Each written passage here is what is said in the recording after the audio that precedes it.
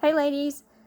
So I'm doing a little bit of computer work today, and I'm also soaking my nails off, so I decided to kind of turn around and make a video explaining to you what I mean when I say to soak your fingernails in acetone, take them out, use a metal nail file or a cuticle pusher, then soak them again, and then push off the goo, like the acetone when it starts getting eaten off, it will gum up.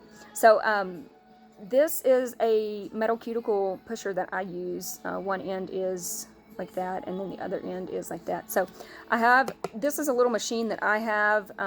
It steams the acetone, or you can heat a bowl of water up and then put the acetone in a Ziploc. It will not melt on Ziploc. I have tried it.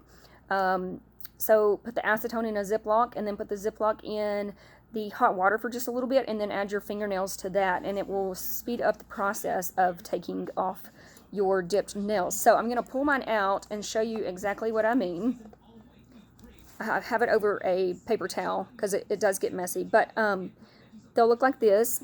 You just take this cuticle pusher or fingernail file and just rub off.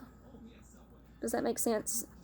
You're just kind of pushing off some of that, and then you can gather it and put it on the paper towel.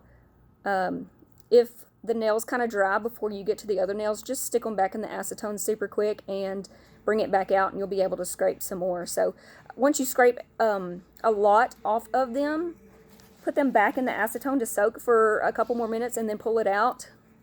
Or you can go this way, pull it out and do the exact same thing until you get to the very bottom layer, and then you can kind of just buff that off. So I just wanted to make that clear with you. So if you have any other questions, just let me know at support@risenlegacy.com. You ladies have a great day. Thank you.